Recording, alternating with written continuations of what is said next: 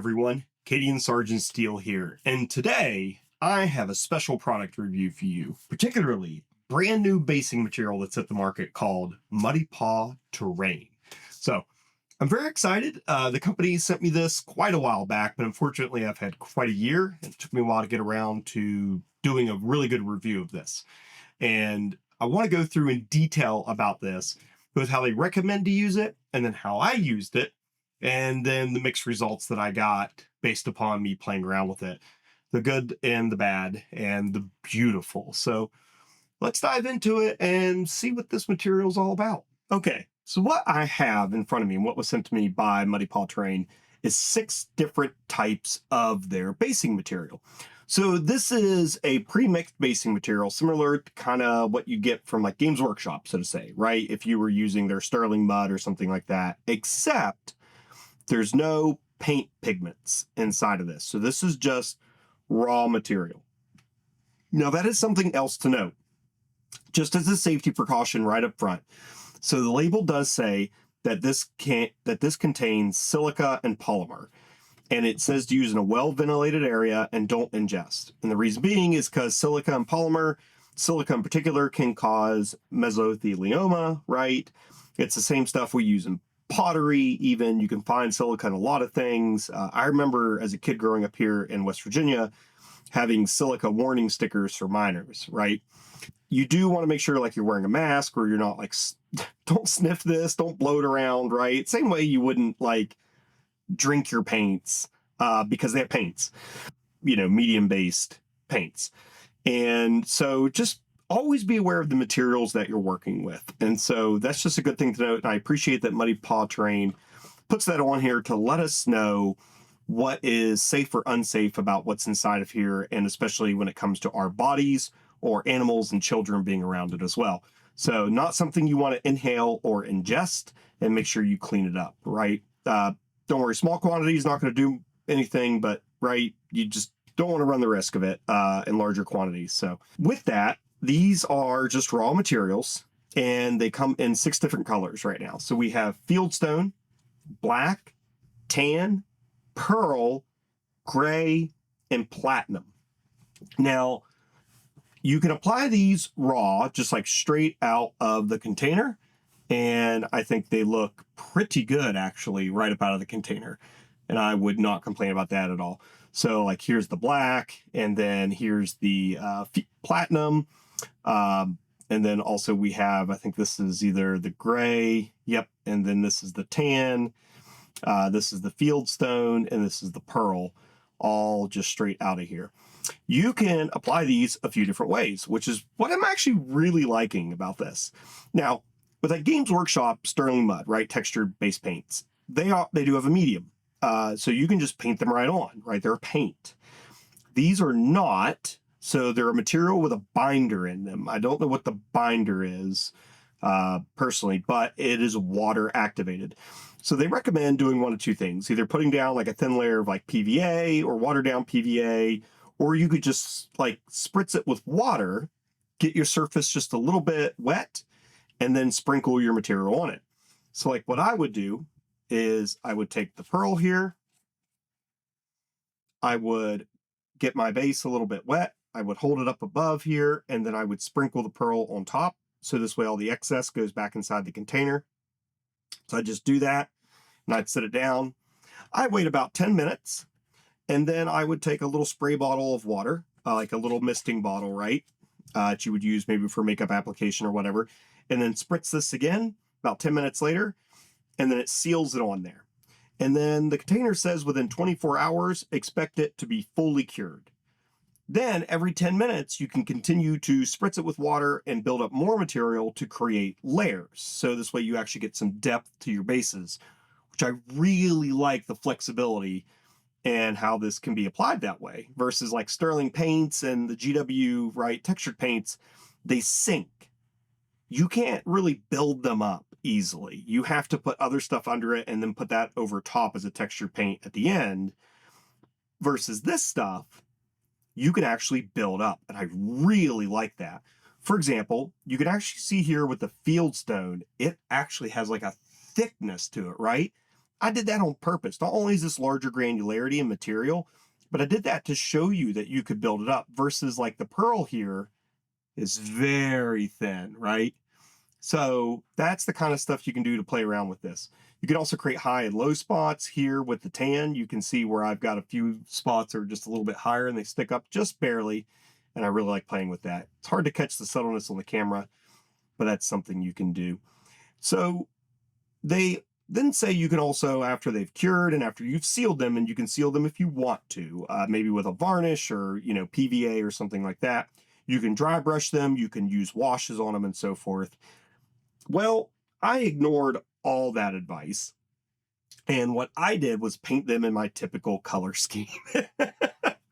And because I was like, well, sure, we all know what these could look like dry brushed or maybe with a little bit of wash or pigments on them. And I think they'd be beautiful. And they really are. And I'll show you one way I played around with them here in a little bit. But the way I typically do my bases is like this. I do these very kind of neutral bases and they don't take away from the model. So they're usually muddy, usually a little bit of dried and wet mud at the bottom, but kind of neutral warm browns. And then my models kind of really pop on those bases. Even with like my Kriegsman, right? That also has other kind of colors to that on it. The bases, like it blends, it's almost neutral. You don't look at the base a whole lot. Your eye's really drawn to the prominent kind of bone color here in the reds and the golds and the grays and greens more than this brown and dirt and grass down here. So you never want your basing to be too prominent, right? You want it to help your model stick out. It's a vehicle, unless you're doing a diorama, it's a vehicle to get your model to look good on the table. And so this is my typical color scheme. You can see how I do it. And you all have seen probably, if you're watching this video, you've probably seen 1,000 of my models at this point. So what I did is I went ahead and applied these both with PVA, watered down a little bit, or just water. Depends on the granularity. So if it had a thicker granularity, such as the fieldstone here, I used a little bit of PVA and mostly water. For the black, this granularity is so small, I only did water. And it came out beautiful. And it sealed up so good. It cured so well. And you can see, look right there, I got height to it. You can see bits sticking up and there's actually some depth. Oh my God, I love it. Same with the tan though, larger granularity. So I did PVA on the base and just water for the additional layers that I built up. And I really like how this one turned out too. Very, very happy with that. I did only water for the pearl. I did a mix of PVA and water for the gray, which it's kind of a mix. It's like, it's a little tan, a little gray, a little brown, a little black. And then the platinum, by the way, I did PVA just because it has such a chunky granularity. Now, I want to show you something real quick though. So this is also, I overwashed this with my matte varnish. And shame on me, it really flattened out all the colors. Here is fieldstone without the varnish and without the PVA. This is just water here. You can really see how shiny it is. So if you want that effect, and same with the black and same with the gray, you can really see because this has silica in it, right? And it's got those shiny components. You can really have that kind of effect on your base if you want to, or you could dial it down like I did here. So I think this has really broad application, much greater than a texture paint that you might typically use from Games Workshop. Now, as I applied these, that was the kind of thing I was learning. Larger granularity, I needed more glue versus water. Smaller granularity, like the black and the pearl, or even the tan, so to say, did not need the PVA as much. Using the PVA also altered the color a little bit, right? So with it saturating, right, it kind of soaks in. Here on the tan, it actually made this lower layer darker. But then as I applied the upper layers with only water in order to cure those on here, they are brighter in color. Look at that. That was a great way to create natural contrast without even using washes or paints. And I really like how that came out. I'm honestly impressed with it. It looks really good. As you can see, I painted them, right? So I painted them. And so let me put my two models back here. And so we can do like a quick look at that. Here with the fieldstone, We have these beautiful multicolors, and when I painted it, my typical mud color scheme, it's very angular. This would probably do better as like a gray with some nice washes in it, actually. So if I was going for like some field stone, no pun intended, and then using some greens and maybe some blue washes in there to give it that effect of some natural stone just kind of scattered through, and maybe some browns too, like some of them are dirty, a little bit of pigments, and this would have been a beautiful material, but I really like the texture in it, and I think that shows it off really well. Now the black, for me, the black is really special. And the reason the black is really special is because I think it works with nothing. I think the black works with absolutely no paint, no dry brushing, no washes. It by itself looks amazing. I'd love to use this on some demons or Horus Heresy models for certain themed planets with like a black, kind of soil. And I just, oh my God, I love it. I love the little bit of shine to it. I think this would have been amazing. I'm actually going to use this. I have some demon models I just got sent by Andrew Dart, and I think I'm going to use this for my basing for those. As you can see here, when I did the dry brushing and my mud effect, it looks great. It actually looks just as good, if not better, than my GW texture paint and dry brushing that I did. So something really cool to kind of keep in mind and look at.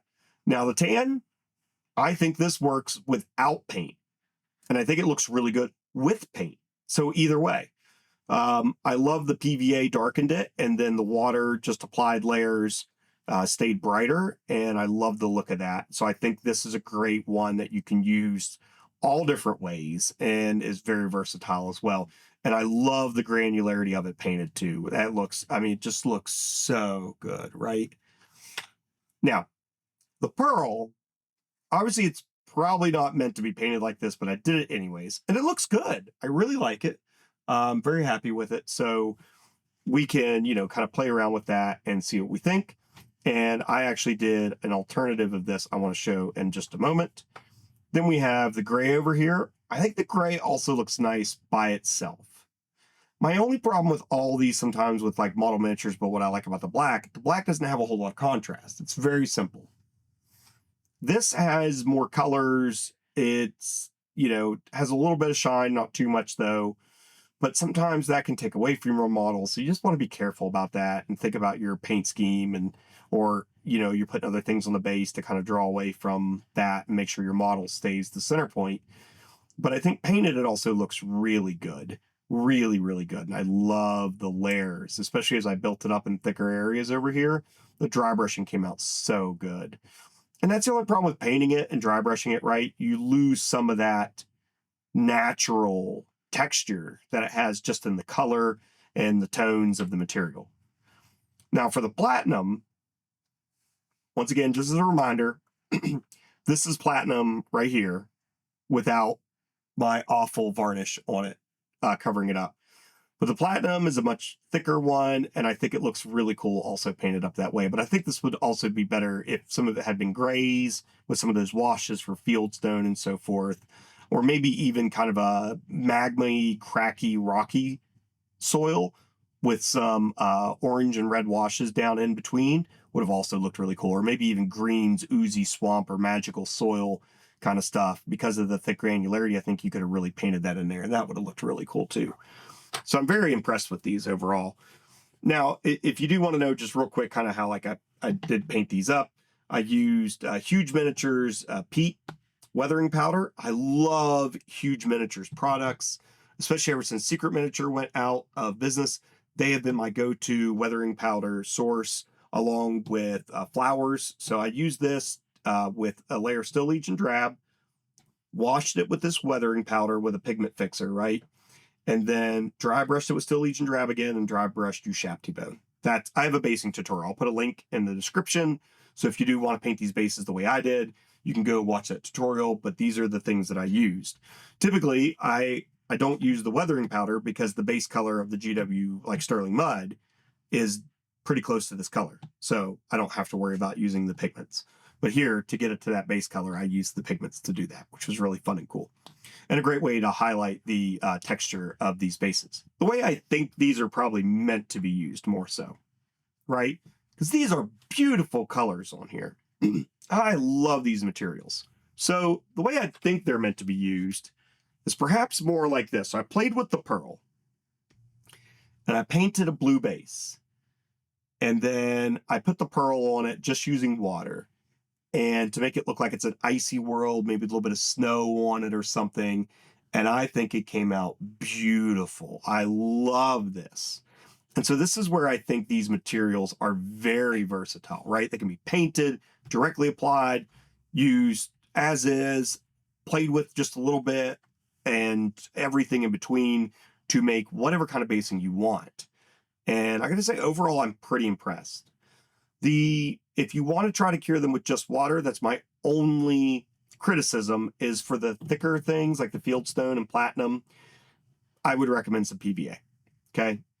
It's hard to get them to bind with just the water, even after 24 hours. I was having trouble with some of this, like flaking off and breaking away.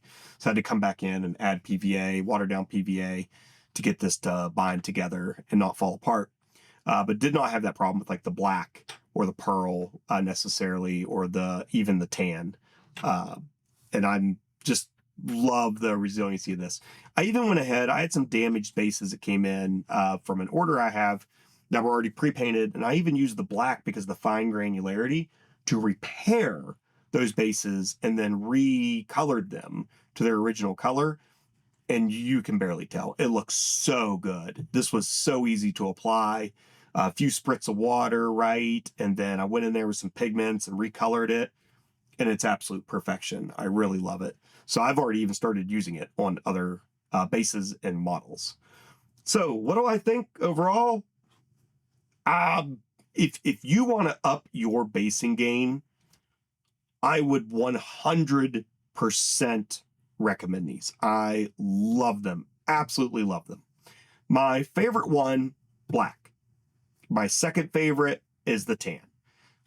So if I had to say, okay, if you're not going to buy all 6 and you're just going to get 1 or 2, try these 2. I was super impressed with these. I think they have the most versatility. So definitely go with these 2 here, black and tan, and then use those and try those out. Or, like I said, pearl was great for an ice or snow themed base, obviously, and worked really well. And I was very, very happy with it. So I think I'm a huge fan. And like I say, I know this is kind of early in Muddy Paw's, production of and selling of basing material, but if they continue to put it in containers this big, this is also going to last you for longer than you're going to remember even paying for these, right? So this is a lot of material. It's going to go a long ways. You could definitely do like a massive horde army with 1 container of this material very easily. I could seriously do hundreds of troops with just 1 of these. So it's gonna go the distance. It's gonna get the job done when you order it. And so for that, I'm also very impressed. And and the owner, by the way, has been so kind to me. I was supposed to put this review out, I kid you not, I don't know, 4-6 months ago. I kid you, it's been a year, y'all. It's been a year. And they were very patient and very kind and understanding. I talked to them about stuff and they were just very supportive. And I can't say that enough. Business is really important. And the fact that I inconvenienced them and they were still very supportive, and they were even checking in on me, like, hey, how you doing? How are things going? And not just asking about the product, right? And that's something I just want to point out, is I think kind people in this world and good businesses are not as, not as everyday as they should be. And I think I've gotten that experience with Muddy Paw Terrain. So I also think you're supporting somebody who's very kind and very good in the community. So think about that as well, if that matters to you. So that's it.